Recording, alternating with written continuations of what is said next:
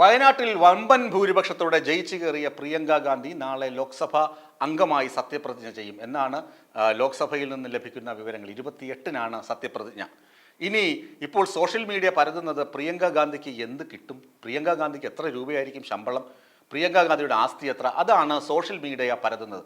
ഏകദേശം 12 കോടി രൂപയുടെ ആസ്തി ഉണ്ടെന്നാണ് തെരഞ്ഞെടുപ്പ് സമയത്ത് സത്യവാങ്മൂലത്തിലൂടെ പ്രിയങ്ക ഗാന്ധി ഇലക്ഷൻ കമ്മീഷനെ അറിയിച്ചിരുന്നത്. 12 കോടി രൂപയുടെ ആസ്തിയുണ്ട് പ്രിയങ്ക ഗാന്ധിക്ക്. ഇനി ഒരു എംപിക്ക് അടിസ്ഥാന ശമ്പളമായി ലഭിക്കുന്നത് 1 ലക്ഷം രൂപയാണ്. ശ്രദ്ധിച്ച് കേൾക്കണം, പ്രിയങ്ക ഗാന്ധിക്ക് മാത്രമല്ല നമ്മുടെ രാജ്യത്തുള്ള എല്ലാ എംപിമാർക്കും ലഭിക്കുന്ന അലവൻസും ശമ്പളവും തന്നെയാണിത്. ഇതാണ് രമ്യ ഹരിദാസ് പറഞ്ഞു നടന്നത്. വെറും 1,87,000 രൂപ മാത്രമേ ലഭിക്കുന്നുള്ളൂ, തനിക്ക് എന്താണ് ചെലവിന് പോലും തികയുന്നില്ല, തൻ്റെ ജീവനക്കാർക്ക് കൊടുക്കാൻ കഴിയുന്നില്ല എന്ന് വിലപിച്ച്, പട്ടിണിയാണെന്ന് വിലപിച്ച് നാട്ടുകാരെ ലജ്ജിപ്പിച്ച്, കോൺഗ്രസ് പാർട്ടിയെ പോലും ലജ്ജിപ്പിച്ച്, ആലത്തൂരിൽ വീണ്ടും തോറ്റ് ചേലക്കരയിൽ വീണ്ടും തോൽപ്പിച്ച് മുന്നേറിയ രമ്യ ഹരിദാസിന്റെ വിടുവ ഈ കണക്ക് പൊളിച്ചെടുക്കുന്നുണ്ട്. അലവൻസ്, അതായത് പ്രതിമാസ അലവൻസ് എന്ന് പറയുന്നത് 1 ലക്ഷം രൂപയാണ്. ശമ്പള ഇനത്തിൽ കിട്ടുന്നത് 1 ലക്ഷം രൂപ, അതാണ് അടിസ്ഥാന ശമ്പളം. പിന്നെ ഓഫീസ് പ്രവർത്തനങ്ങൾക്കും, അതായത് എം പിയുടെ ഓഫീസ് പ്രവർത്തനങ്ങൾക്കും വോട്ടർമാരുമായി നേരിട്ട് ഇടപഴകുന്നതിനും, അതായത് മണ്ഡലത്തിൽ വോട്ടർമാരെ കാണുന്നതിനും ഒരു ഓഫീസ് പ്രവർത്തിപ്പിക്കുന്നതിനും പ്രതിമാസം 70,000 രൂപ വെച്ച് ലഭിക്കും. കേരളത്തിലാണെങ്കിൽ 70,000 രൂപ വെച്ച് ഒരു ഓഫീസൊക്കെ പ്രവർത്തിക്കും. അപ്പോൾ പ്രിയങ്ക ഗാന്ധി സ്വപ്നം കാണുന്ന പോലെ റായ്ബറേലിയിലുള്ള പോലുള്ള ഒരു ഓഫീസ് സെറ്റപ്പൊക്കെ ആണെങ്കിൽ ഒരുപക്ഷെ അതിന് വാടകയും ചെലവുമൊക്കെ കൂടിയേക്കാം. ഏതായാലും 70,000 രൂപ വരെ ഒരു സാധാരണ ഓഫീസും ജീവനക്കാരനും കൊടുക്കാൻ, ശമ്പളം കൊടുക്കാനും 70,000 രൂപ വരെ ലഭിക്കും.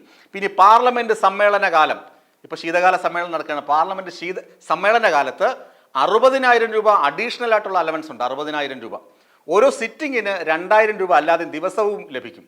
ആലോചിച്ച് നോക്കുക, 60,000 രൂപ പാർലമെന്റ് സീസൺ നടക്കുമ്പോൾ, പാർലമെന്റ് സെഷനിലുള്ളപ്പോൾ, അതുപോലെ സിറ്റിങ്ങിന് 2,000 രൂപയും ലഭിക്കും. ഇനി ഫോണ്, ഇന്റർനെറ്റ് ഉപയോഗം അതും സൗജന്യമാണ്. ഏകദേശം 1.5 ലക്ഷം രൂപ ഒരു എം പിക്ക് ഫോൺ, ഇന്റർനെറ്റ് ഉപയോഗത്തിന് വേണ്ടി ലഭിക്കുന്നുണ്ട്. ഇനി 34 തവണ ആഭ്യന്തര വിമാന സർവീസിൽ, ആഭ്യന്തര വിമാനത ഇൻഡിഗോയിലോ എയർ ഇന്ത്യയിലോ ആഭ്യന്തര സഞ്ചാരത്തിന് 34 തവണ വിമാനയാത്ര സൗജന്യമാണ്. ആലോചിച്ച് നോക്കുക, ഇതേ ആനുകൂല്യങ്ങളൊക്കെയാണ് രമ്യ ഹരിദാസിന് കിട്ടിയിരുന്നത്. 34 തവണ വിമാനത്തിൽ പോകാം. ഇനി ഏത് സാഹചര്യത്തിലും തീവണ്ടി യാത്ര ഫസ്റ്റ് ക്ലാസ്സിൽ എം പിമാർക്ക് ഉറപ്പാണ്. പോണം, തനിക്ക് തിരുവനന്തപുരത്ത് നിന്ന് കാസർഗോഡ് പോകണം, ട്രെയിനിൽ കയറി ഇരിക്കുക, ടിക്കറ്റ് എടുക്കേണ്ട, ഒന്നും എടുക്കേണ്ട, ഫ്രീ ആയിട്ട് കാസർഗോഡ് പോയി ഇറങ്ങാം. അതാണ് എം പിമാർക്കുള്ള ഒരു ഗുണം. ഇനി റോഡ് മാർഗമാണ് യാത്രയെങ്കിൽ ഇന്ധന അലവൻസ് വേറെ കിട്ടും. രമ്യ ഹരിദാസ് പറഞ്ഞത് എന്താണ്? പെട്രോൾ അടിക്കാൻ, ഡീസൽ അടിക്കാൻ, ഇന്നോവ ക്രിസ്റ്റലിൽ ഡീസൽ അടിക്കാൻ പൈസ തികയുന്നില്ല എന്നാണ്. അതിന് ഇന്ധനത്തിന് വേറെ അലവൻസ് വേറെയുണ്ട്. രമ്യ ഹരിദാസ് എന്തുമാത്രം കാപട്യം നിറഞ്ഞ വ്യക്തിയാണെന്ന് തെളിയിക്കുന്ന കണക്കുകൾ കൂടിയാണിത്. അടുത്ത് 50,000 യൂണിറ്റ് വൈദ്യുതി സൗജന്യമാണ്. അത് ഇവർ താമസിക്കുന്ന വീട്ടിൽ 50,000 യൂണിറ്റ് വൈദ്യുതി സൗജന്യം, 4,000 കിലോ ലിറ്റർ വെള്ളം സൗജന്യം. ആലോചിച്ച് നോക്കുക, ഏതെങ്കിലും സാധാരണക്കാരന് ലഭിക്കുന്ന ആനുകൂല്യമാണോ ഇത്? 50,000 യൂണിറ്റ് വൈദ്യുതി, 4,000 കിലോ ലിറ്റർ വെള്ളം സൗജന്യം. ഇനിയുമുണ്ട് സംഭവങ്ങൾ, ഇനിയും ഒരുപാടുണ്ട്. അതായത് 5 വർഷത്തെ വാടകരഹിത വീട് കേന്ദ്ര സർക്കാർ അനുവദിക്കും. ഡൽഹിയിൽ പല എം പിമാർക്കും ക്വാർട്ടേഴ്സ് ഉള്ളതൊക്കെ സൗജന്യമാണ്. 5 വർഷം വാടകരഹിത ഭവനം സർക്കാർ കൊടുക്കും.